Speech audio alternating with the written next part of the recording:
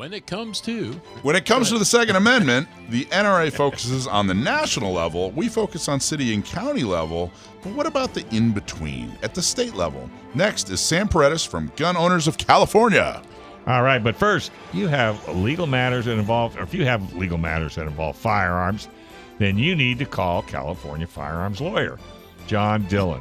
You have questions about, say, red flag laws, gun registration, gun transportation, or maybe you need to know that your guns are even California compliant. Call our trusted firearms attorney, John Dillon. John Dillon specializes in California gun laws. Just call him at 760-642-7150, or you can visit his website at DillonLawGP.com. All right, everybody. So Gun Owners of California is a fantastic organization that makes sure to defend your Second Amendment rights right here in California. They are no compromise. They're hard hitting, and I got to tell you, I'm a huge fan. And one of the best things about Gun Owners of California is Sam Paredes. He's the guy that basically runs it. He's got a whole crew that helps him, but he runs Gun Owners of California and does an excellent job. Truly a gentleman, a scholar, and someone I'm a big fan of. Sam, are you there? I am here, and you are way too kind. I appreciate the very kind words. Absolutely, very all sincere. I truly am a big fan. I think that you just do an excellent job, and I appreciate everything that you do, Sam. Well, thank you very much. It's an honor and a pleasure to do what we do. The Second Amendment is an important thing for our society, for our country, for freedom and liberty, and we've dedicated our lives to do that. So we're a team. Awesome. So now for people that aren't familiar down in San Diego, tell everybody about Gun Owners of California. What do you talk a little bit about the history, because I think it's fascinating, and then tell us a little bit about what role you guys play. Well, Gun Owners of California is actually the oldest pro-gun political action committee in America.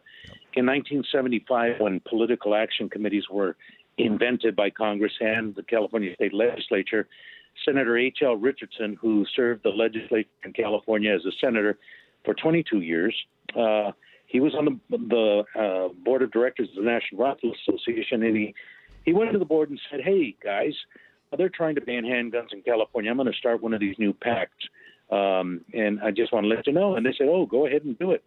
Well, he started it, and it was so effective so quickly that they immediately started the Institute for Legislative Action and the Political Victory Fund and started their political action committee. So since 1975, when they first tried to pass laws in California to ban handguns, we've been fighting, no compromise, from 1975 to probably all the way through the 80s, that we actually gave more money to candidates, pro-gun candidates, than the Republican Party gave to candidates in the state of California to help elect conservatives. And from, again, 1975 to 1989, there were no gun control laws passed in the state of California.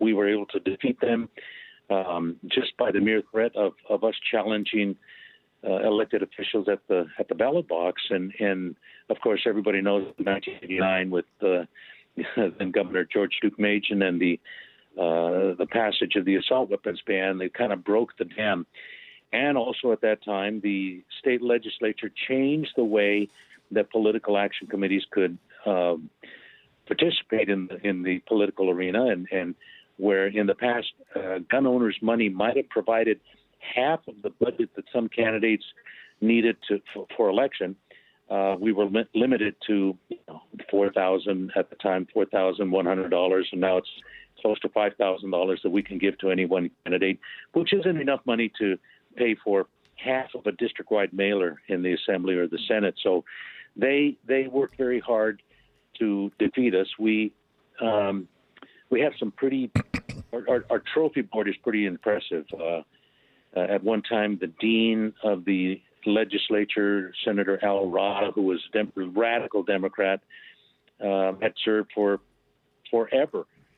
And we took him out. We defeated him with a young guy named John Doolittle in the state Senate. And that just ticked them off. They had to figure out how to limit our ability to participate and be successful in the political arena. So now we've changed the way we do things, and now we go through grassroots activity and information to pro-gun gun owners out there, and participation in court cases, and lobbying the legislature. So it's a pretty amazing history, and all along it's been no compromise.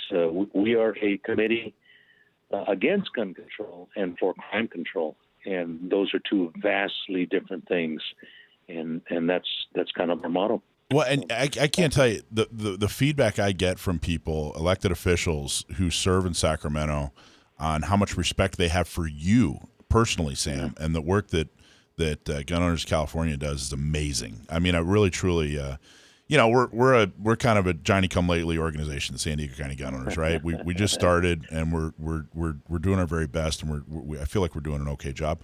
But I'll talk to people, hey, here's who I am, here's what we do. Elected officials, I'm talking from Sacramento, and they go, oh, I know Sam. Like they brag about it.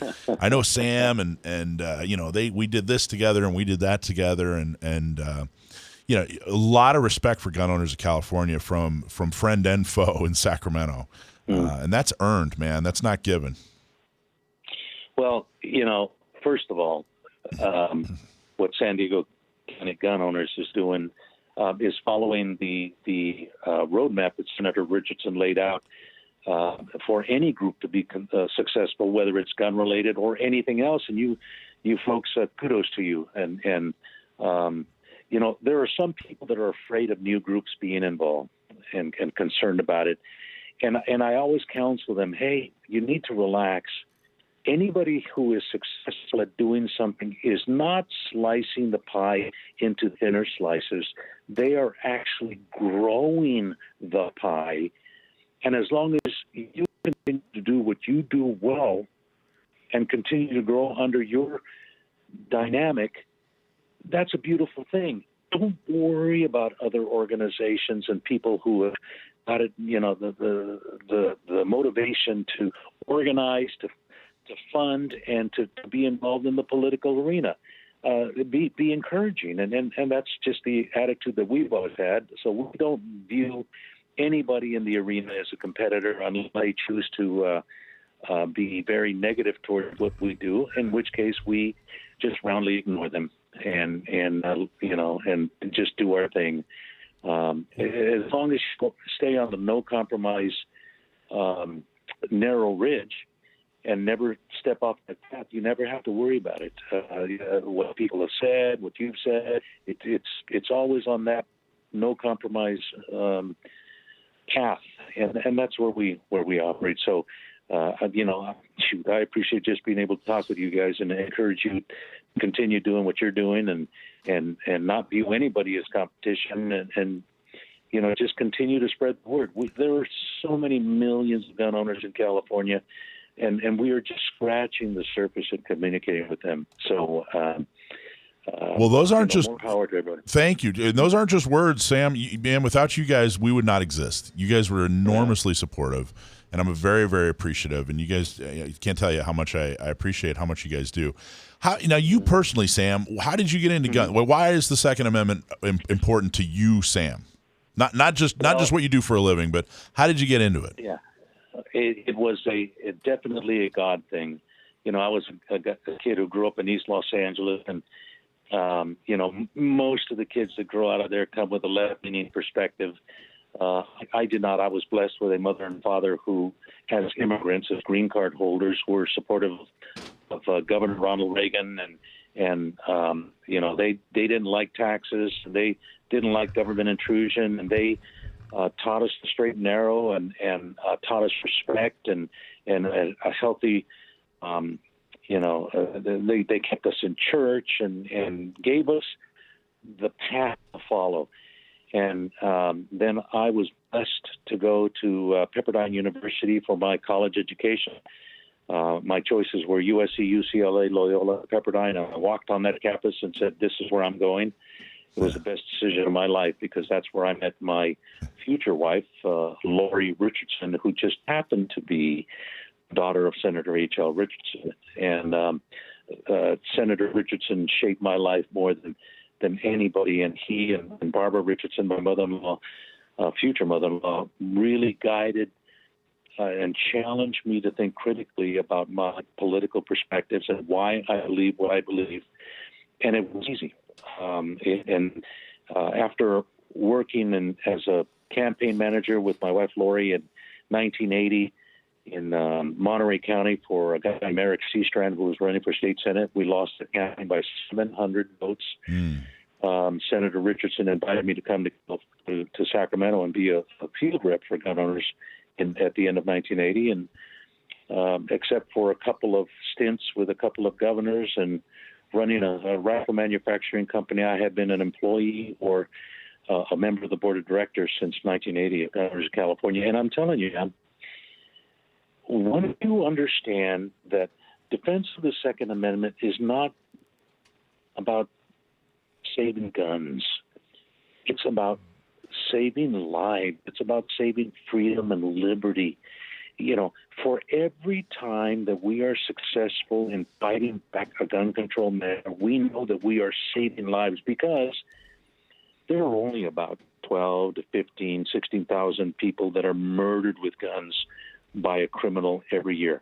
The number of deaths with guns on an annual basis is somewhere between 30 and 34,000. More than half of those are suicides, so those aren't criminal act against another person. The number of actual homicides is down, 12 to 15,000 every year. There are 3 million times a year law-abiding citizens in America use guns to successfully defend themselves. Yeah. That doesn't get talked about enough. That does not get talked about enough. Yeah.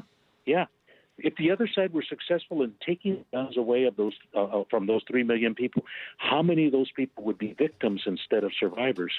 And they're okay with that. They're okay with there being, going from 15,000, homicides to millions of homicides. Hey. Nice. I thought so. See, I've got to turn the page. Hey, have you ever dreamed to be a pilot? I mean, come on. I have. Yeah, me too. But no more than a double winger. Tail dragger. That dream comes true at San Diego Flight Training International. We are so excited to welcome San Diego Flight Training International as a new sponsor. You can learn to fly, start an adventure of a lifetime, and right in the heart of San Diego. Where? Montgomery Field. Getting started super easy. 858-569-1822. Learn to fly at SDFTI. But give them a call, 858-569-1822. Make an appointment and just go for a little walk around and get a feel for the place. Could be the best thing you ever did. All right, let's get back to Sam. Yeah, Sam Paredes from Gun Owners of California. Sam, we were talking about H.L. Richardson, the founder of Gun Owners of California, and he wrote a book that I'm particularly fond of. What was the name of the book he wrote? Well, he actually wrote several, but I think the one you're referring to is Confrontational Politics. It's a book not about, how to scream in somebody's face louder and more effectively in politics, but the understanding of how confrontation works in politics and how you can become effective at winning. Yeah. And moving your agenda forward, and how to view intellectually, how to understand the media, how to understand elected people, how to understand politicians and grassroots and encouragement or a model for what you guys have done. Yep, that's why I bring it up. Building an organization, figuring out how to make it successful and growing it. And, his message was, listen, the other side, the hardcore leftists, they eat, breathe, sleep, drink politics. They are selected. They're put into foundations or unions and positions to be trained to be in the political arena. Our people are people who enjoy their families, their avocations, their vocations, their churches, their friends, their hobbies, and that's where we would prefer to spend all of our time, as opposed to the leftists who their avocation, their vacations, their pleasure is being involved in the political leftist arena. So our people don't have the time or don't dedicate the time to be involved. So it's incumbent upon us to understand that and say, okay, if we can't be involved and go to Sacramento to lobby or to be involved in elections and to study and research and participate and to write briefs to the courts in a manner to where they are effective, we need to at least put some money in a pot to hire somebody who is dedicated to doing that on our behalf. And it's not just them doing it. They are representing more and more and more, and hundreds and then thousands and then hopefully hundreds of thousands and maybe millions of people in a professional manner to reflect their views. That's what a republic is. You organize to appoint or hire or elect somebody who represents your views, because we have a lot of other things that we would rather do than be in politics. And that's what you guys have done, and I'm awfully proud of that. And that's kind of our model. And that's what confrontational politics is. Yeah, confrontational politics. Absolutely. If you read that book, and I encourage everybody to read that book, we stole all our moves. We stole all our moves from that book, proudly, by the way, which was the intent of the book. And it's really, really well done. And it's kind of the rules for radicals for the other side of the political spectrum. And I think it's actually even it's been, I've read and actually really like and have stolen things from Rules for Radicals. It talks a lot about how to organize people, but confrontational politics is way better, far more intellectual, far more practical, and highly encourage everybody to pick that book up. Do you guys sell that, or should they just get it on Amazon? No, you can call our office at 916-984-1400, or go to our website, gunownersca.com, GUNOWNERSCA.com, and we have it in our store, or you can call us and we can send it to you. We're to the point of not self-publishing. We actually have the one of the Leadership Institute back east who's been publishing the book, and we get copies and distribute them to anybody who wants them. We can have, if somebody wants to have a conversation with their organization about confrontational politics, I give workshops on confrontational politics throughout the country to kind of put voice to the message. But awesome. It's easy to get. It's timeless. It is timeless. It absolutely is timeless. And that actually brings me to what I want. So I don't know anybody else right now that I could interview who has been fighting for the Second Amendment in California for 40 years. I think you're like the last man standing, Sam. How is that?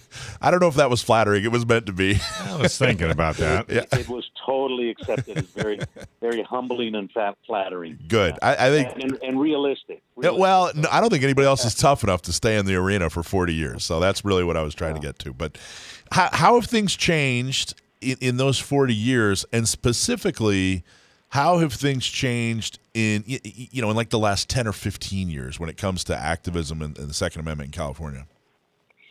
Well, that's just a brilliant question. It's a great question, and it is a pretty complex question. Back when gun owners was started in 1975, in 1982, we actually had over 100,000 members in the state of California, people who were contributing to the fight. And then in 1982, when Prop 15 was put on the ballot to ban handguns, we skyrocketed. All of the organizations were on fire when we fought that thing, and we had virtually every law enforcement agency in the state of California opposing Prop 15, and we defeated it 2-1. Even the media said 2 weeks before, actually 2 days before the election, that we were going to lose 2-1. We actually won 2-1. So after we defeated the handgun ban on the ballot, what do gun owners do? they say we won, Yeah. and we don't have to worry about it anymore, and they dropped off. Yep. And then we've been continuing to fight to say, hey, the fight is still out there. There's still things to come. And finally, after 1989, when the assault weapons ban was signed by Governor Duke Machen, people said, oh, these guys were serious all along. We do have to constantly fight to protect the Second Amendment. And it's been a battle ever since. And more recently, the legislature and the left in particular have gotten very good at trying to figure out every way possible to make it more difficult for us to operate in the political arena, limiting how we can participate, how much money we can spend, how we can spend it. But you know what? We always figure out a way to go the long way around the barn and be able to participate in an effective manner. And we've gone to the streets, grassroots, and they can't stop us from doing that. Now we get our folks to understand who the good folks are and who are working for office, and then we encourage our folks to support those people directly. Instead of sending it from gun owners in California, we encourage all our members throughout the state to support these key races and send them a $35 check instead of sending it to our PAC and then we send it to somebody. Send it directly to them and continue to support these candidates. And even though somebody up in Northern California, Redding, California, we're asking them to send a $35 check to a candidate down in San Diego County, we encourage them to understand that by electing that pro-gun, conservative, Second Amendment supporter, even though they reside in San Diego County, they represent your views in the state legislature, and that's the important thing. And our members are pretty sophisticated in understanding that. So that ticks the leftists off, that we've been able to hoodwink them, even though they're trying to limit us as to how much money we can directly give to a candidate. And so fine. Liberty is way too vibrant, and we will always find a way to express it, and that's what we've done. The leftists have gotten harder left. They are doing everything they can, as you well know, to not only control guns, but to eliminate guns and to vilify those of us who are choose to be gun owners and carry firearms for protection of ourselves, our homes, our travels, our businesses, our country. They really truly have. It really has. It's almost like they're running out of extreme ideas. We talk about a little bit. We just have, but we have like two and a half minutes left. Okay. Talk about the they're trying to go after manufacturers. Give us everything you can say on that. Okay, really quickly. They know that they cannot ban manufacturers from making guns. What they're trying to do right now is make it easy for absolutely anybody, for any reason whatsoever, to sue firearms manufacturers in order to bankrupt them out of existence. They know that none of these lawsuits will be successful, but the fact that they are forcing gun manufacturers to go to court and defend themselves, their expectation is that they're going to run them out of business just by filing lawsuits, and they're giving permission to anybody to come up with any reason whatsoever because they don't like an ad that showed up in a gun magazine, because they don't like the fact that manufacturers are supporting youth shooting teams, don't like that they're dedicating guns for women that are practical for them to use as a market. So they're giving them opportunities to sue them, and that is just plain. That is a strategy that they're using because everything else has failed, and they're extreme, they're desperate, and pulling out all the stops. Truly. Where should people go? Talk about if people. I truly think everybody should join Gun Owners of California. Send them the donation to become a member. Where should they go, Sam? Go to our website at gunownersca.com. You can Google Gun Owners of California. Call us at 916-984-1400. We'd love to have you on the team and provide you. As we say, we'd like to keep our members and supporters armed and informed, so that we can defend, protect, and restore the Second Amendment. Thank you, Sam. Truly appreciate it, man. Thanks a lot, man. We surely do. All right. Thanks for watching this clip from Gun Owners Radio. You can watch us live every Sunday from 4 to 6 p.m. California time, right here on our YouTube channel, or if you're in the San Diego area, you can listen to us on 1170 a.m. We're also available on your favorite podcast platform for free. Don't forget to like and subscribe so that you can help restore and protect the Second Amendment, not just in California, but across the country.